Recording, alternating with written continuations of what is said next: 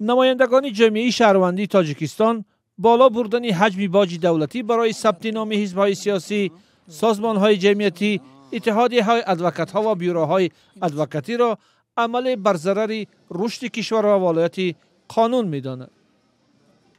تاجیکستان ما امروز میگوییم که در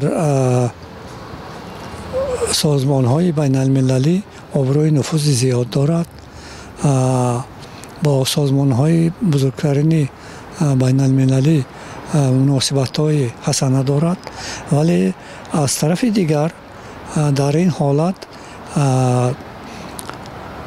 تا اندازه با سازمان‌های جمعیتی که یک اصل جامعه دموکراتی هست، نظر ناخوب داشتن مقامات دخلدار یا مقامات وکالتدار دولتی، این خیلی باعث نگرانی است. بنابر تغییر قانون باج دولتی، ارزش ثبت نام برای حزب‌های سیاسی از 3750 سامانی به 7500 سامانی بالا برده شد. همچنین حجم باج دولتی برای نامنویسی دیگر نهادهای جامعه شهروندی 100% افزایش یافت. محقق ژورنالیسم و استاد دانشگاه خراسان شریفزاده میگوید این ضربه شدیدی به فعالیت به این هم ضعیف سازمان‌های جمعیتی است و طراحان آن به دولت تاجیکستان خدمت خرسانه می‌کنند.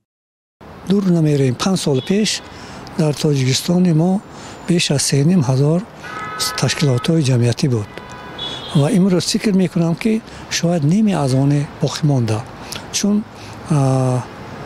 سالهای آخر مناسبت مقامات دولتی بعض نهادهایی که با جامعه شهروندی سر و کار داشتند مناسبتشان را به کلی تغییر دادند. از چی باشد که مناسبت آنها با سازمان‌های اجتماعی سرد شد.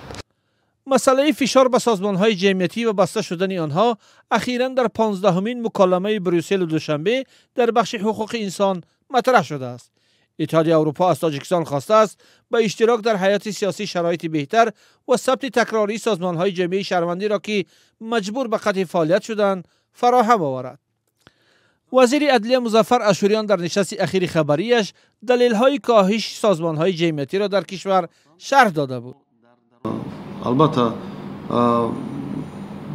هستند دینامیکی که بالا میرود به قیدگیری هستند پس میرود. اصلا ما در نشست‌های گذشته گفته بودیم وابسته به برای سبب‌های قطع شدن فعالیت آنها، یعنی خودشون عریضه می‌نویسند، پیشنهاد می‌نویسند درباره قطع کردن فعالیت، زیرا مبلغ گذاری آنها که با اون تشکیلات‌های بیرون اگر سر و کار داشته باشند به اتمام میرسد و آنها خودشون رای میکنند و احیانا هست مسئله هایی که وزارت هم اگر یگان قانونگذاری از جانب آنها رعایت کرده نشد، دخالان ویران کرده شد، این هم چاره‌های دخلدار از جانب وزارت اندیشیده میشد. پارلمان تاجیکستان از شرح دلیل‌های تغییر قانون و بالا بردن حجم باج دولتی خودداری کرد.